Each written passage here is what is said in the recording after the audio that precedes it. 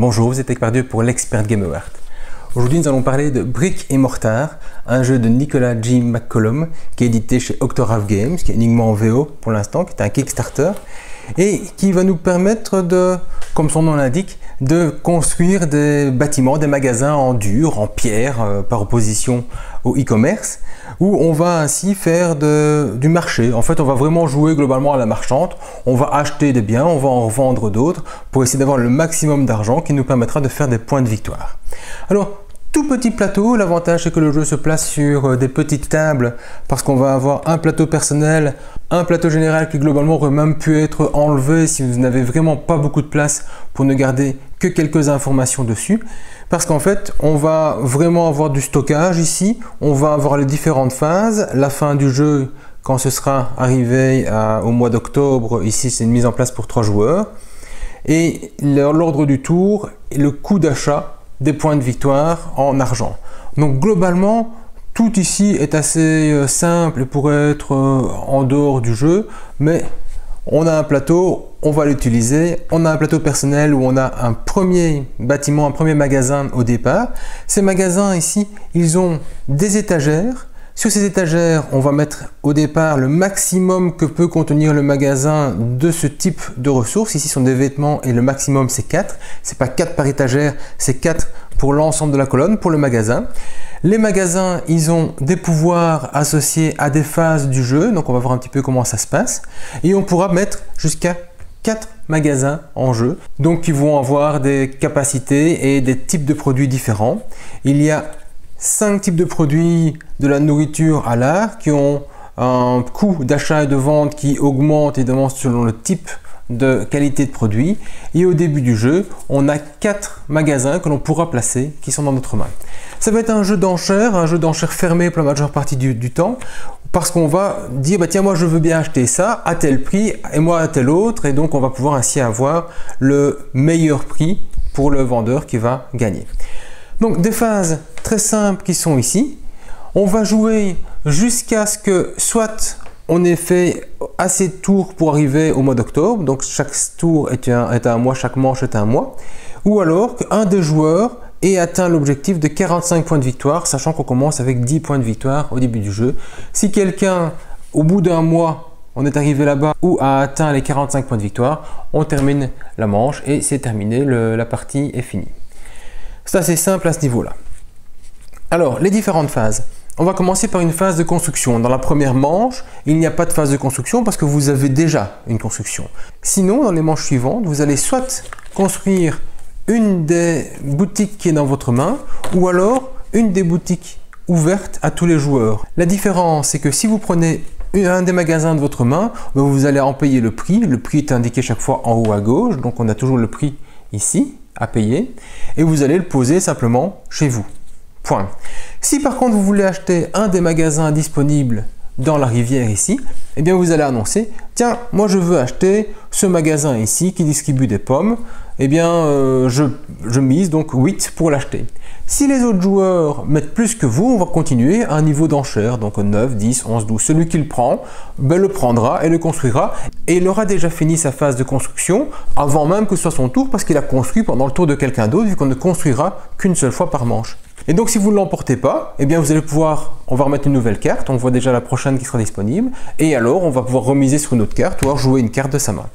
Ou ne pas construire du tout, ou même on peut aussi détruire un bâtiment, un magasin qui serait présent, soit parce que vous étiez au maximum et que vous voulez faire tourner et mettre un autre magasin, soit parce que il y a un intérêt à faire sauter ce magasin-là, parce qu'il vous rapporte peut-être quelque chose, des points de victoire. Quand on le détruit, certains magasins à la destruction rapportent des points de victoire. Donc ça varie vraiment au niveau du jeu. Donc phase de construction, je peux supprimer un magasin si j'ai envie. S'il y a des ressources dessus, elles sont jetées, elles retournent à la réserve. Sinon, je vais acheter, payer pour mettre un magasin, le prix en haut à gauche. Ça peut être un magasin de ma main ou un magasin visible. Si s'il est visible, il y a des enchères avec les autres joueurs. Chacun met s'il veut mettre au-dessus. Une fois qu'on passe, on ne revient plus dans l'enchère. Et puis après, on fait ça pour que chaque joueur ait pu construire une fois. Étape 2, ça va être la définition du marché. On a dans sa main une série de cartes. Ces cartes vont définir soit ce qu'on va avoir comme proposition au marché qui va être ici, que l'on va pouvoir acheter pour remplir dans nos magasins, soit ce qu'on va vouloir vendre dans la phase de vente. Les deux phases suivantes, ça va être achat et vente. Et on va choisir 2 cartes sur l'ensemble de sa main. Si on a construit des magasins qui vont jusqu'ici, alors avant de choisir les cartes, on peut en jeter une de sa main pour en récupérer une autre ou jeter toute sa main pour en récupérer une complète. Mais on ne peut pas en jeter 2 ou 3 pour en récupérer juste cette valeur-là. Et si on a été jusqu'ici au-dessus, alors à la place de jouer 2 cartes, on peut jouer 3 cartes. On va donc choisir 2 cartes et on va les mettre soit dans le sens comme ceci, qui est le sens où on va récupérer les ressources, donc on va charger ici, soit comme ceci, qui va être le sens où on va dire on va vendre des ressources. Donc, imaginons ici, moi j'ai des vêtements bleus à vendre, je voudrais bien au moins pouvoir les vendre, donc je vais jouer peut-être ceci pour vendre 3 vêtements bleus, et peut-être préparer dans mes prochaines constructions, j'aurai besoin surtout de rose, mais je vais peut-être mettre ça pour charger les options en rose qui en plus est du bleu. Donc je vais jouer ces 2 cartes-ci, mais celle-là, je vais la retourner pour dire que je veux l'utiliser pour la vente et celle-là pour l'achat. Donc chacun va avoir 2 cartes et va donc révéler toutes ces cartes devant lui. Les cartes qui seront pour ce que l'on va vendre vont aller ici, la zone de demande, et les cartes de tout ce qu'on va recharger pour l'achat vont rester ici. Et on va donc charger ce que l'on a ici, hop, 2 bleus, 2 roses. Ma carte est jouée, elle est retirée. Et imaginons que les autres joueurs aient fait plus ou moins pareil, et donc ils aient mis 4 ici et un noir. Celle-là, voilà. Et ici, imaginons que le joueur a tout mettre comme ceci. Ça, on peut le retourner, on sait ce qu'on va pouvoir vendre. Et voilà maintenant ce qui est mis à l'achat. Très simple, et on récupère 2 nouvelles cartes de marché pour mettre dans sa main pour la manche suivante. On arrive en phase d'achat. La phase d'achat, on va chacun pouvoir dire, tiens, qu'est-ce que je veux acheter? Au début du jeu, j'ai rien à acheter parce que je ne sais rien mettre de plus que ce que j'ai déjà dans mon marché. Donc, la première manche, la phase d'achat, elle va un petit peu rester ici, c'est pour les manches suivantes. Maintenant, imaginons que je suis une manche plus loin et j'ai été mettre ceci. Eh bien, je pourrais dire, tiens, qui veut acheter des pommes? Plusieurs options. Soit personne, parce que personne n'en a besoin, personne n'en achète, ça s'arrête à ça. Soit il n'y a qu'un seul joueur qui sait en acheter. Imaginons par exemple que le joueur ici, il ait des pommes, ce soit vide, et qu'il a envie d'en acheter. C'est le seul qui peut en acheter, il peut remplir son étagère à fond, il n'y a pas de combat, il va donc acheter 4 pommes, s'il a envie, il peut en acheter moins, et le prix qu'il va les payer, c'est le prix minimum d'achat. Le prix minimum d'achat, il va donc payer 4 $. Si par contre, on se retrouve à un moment où on est 2 joueurs à vouloir acheter des pommes et qu'il n'y en a pas assez, il peut en acheter 4, moi je peux en acheter 3, il y en a 6, on pourra en mettre 7, et bien alors on va arriver dans une phase d'enchère. La phase d'enchère, on va utiliser la zone de prix, sachant que le prix minimum qu'on peut offrir pour les pommes, ce sera 1, et on sait aussi que le prix de vente maximum d'une pomme, c'est 6. C'est important parce qu'on va éviter de dépenser trop d'argent juste pour les prendre. Et chaque joueur va miser le prix qu'il est prêt à donner pour la pomme, ça va être en secret. Imaginons qu'ici moi j'ai misé 2 et que l'autre joueur ait misé 1. On révèle, j'ai misé plus que lui. Si j'ai misé plus que lui, je passe avant, eh bien je peux payer 2 sous par pomme et donc payer peut-être 6 sous pour aller charger mon magasin. Lui va passer derrière, il ne paye que 1, mais il n'en aura plus que 3 qu'il pourra acheter. Il pourrait très bien dire, ah moi je veux acheter pour augmenter le prix, et puis après dire, même à 1, moi je les achète pas en fait, je laisse là.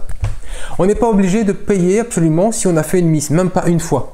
Donc parfois on peut juste dire, ah, il n'y a pas assez pour nous deux, il faut faire une enchère pour que l'autre joueur mette un petit peu plus que le prix normal pour dépenser plus d'argent, alors que soi-même on n'a pas les moyens d'acheter ou qu'on ne veut pas acheter ce type de ressources, qu'on va acheter un autre type plus tard. Donc il y a moyen de jouer là-dessus. Certains bâtiments vous permettent d'avoir des achats moindres. Par exemple, celui-ci, il est indiqué qu'on va payer 4 $ de moins par ressource qu'on va acheter. Donc 4 $ de moins, que ce soit pour acheter ici des produits de luxe, donc des diamants ou de l'art. Donc le prix minimum qui est ici, on va miser, si on doit miser par rapport à la valeur minimum, mais même si je mise 7, 8 ou 9, je payerai 4 de moins que ce que j'ai indiqué sur ma room.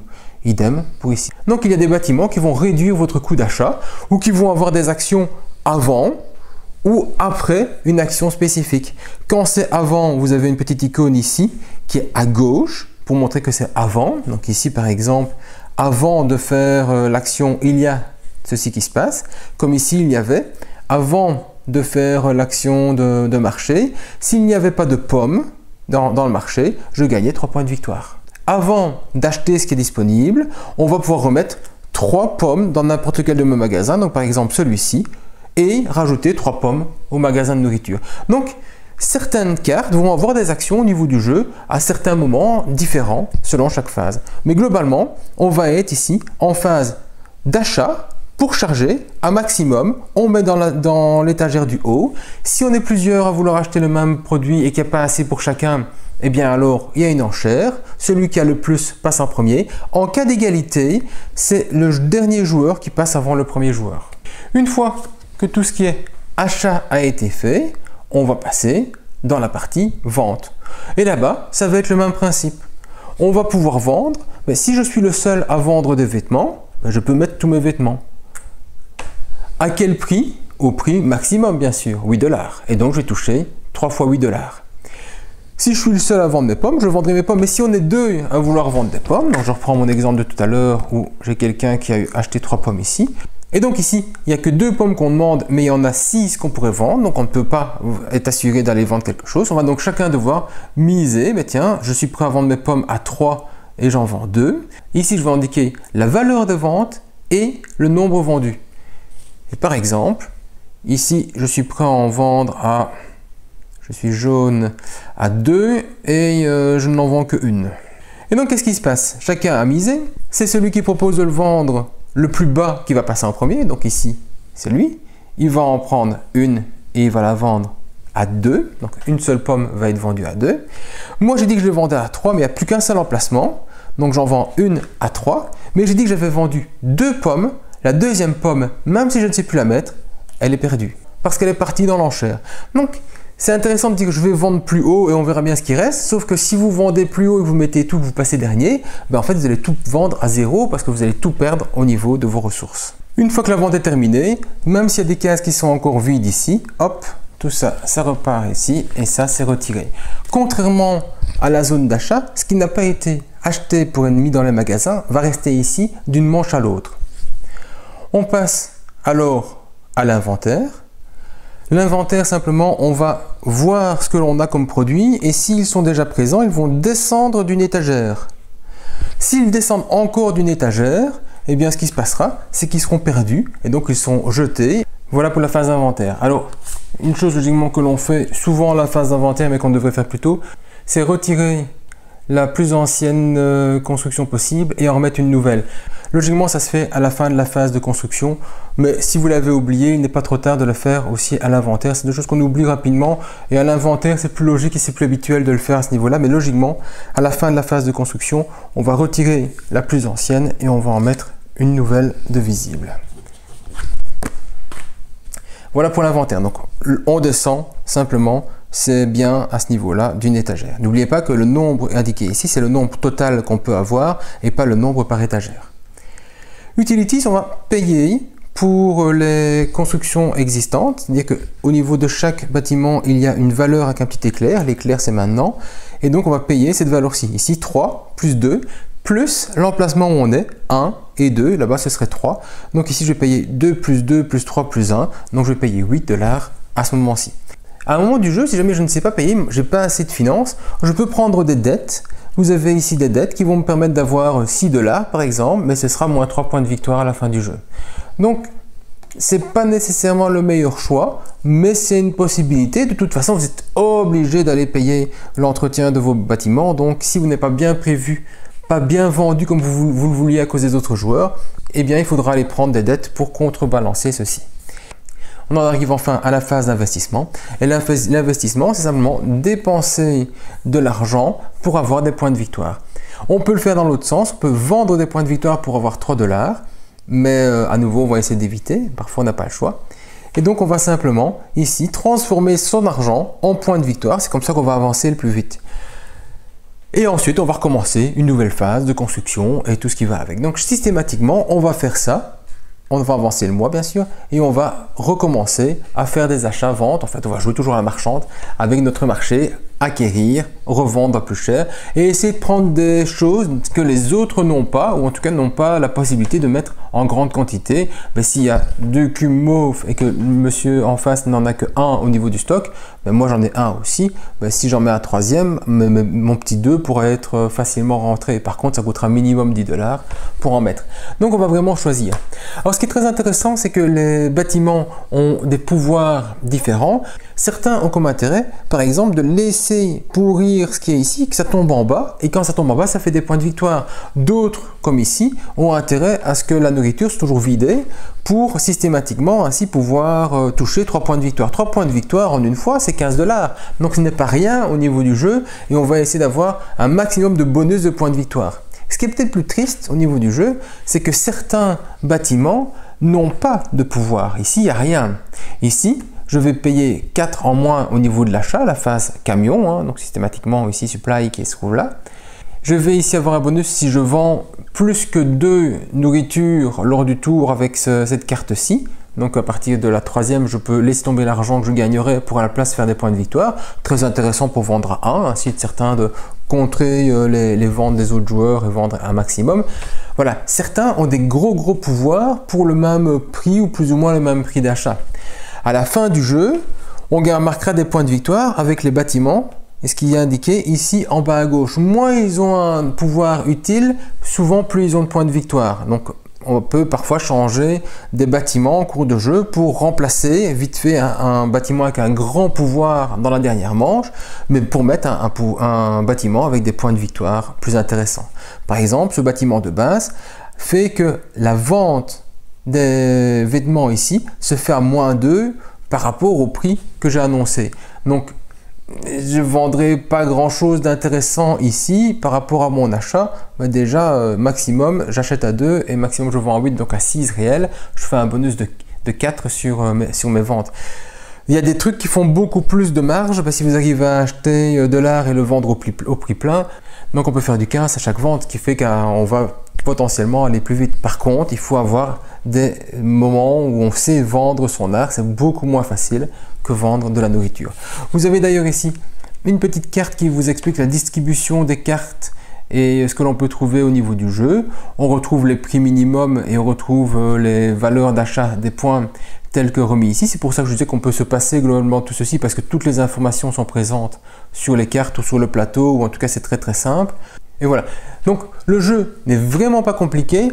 Tout le plaisir, c'est tout le plaisir de mise, d'enchère, je vais mettre plus, pas mettre plus, je vais prendre le même bâtiment que toi juste pour t'embêter parce qu'en fait je compte pas l'utiliser, mais ainsi ça va t'obliger à payer plus cher, donc il y a moyen de faire plein de choses. Et donc on est 4 joueurs, il y a plus de bâtiments qui se contre l'un l'autre et donc on va avoir plus d'affrontements que quand on est 2 joueurs, on aura certainement plus facile, en tout cas dans les premières manches, à aller sur un type de produit parce que tout le monde ne sait pas l'avoir et donc se gaver, avoir beaucoup plus d'argent plus vite et au final accélérer le jeu. En 2 joueurs, on peut terminer le jeu déjà à partir du mois de mai et donc on peut jouer 5 manches et avoir en 5 manches la possibilité d'avoir terminé.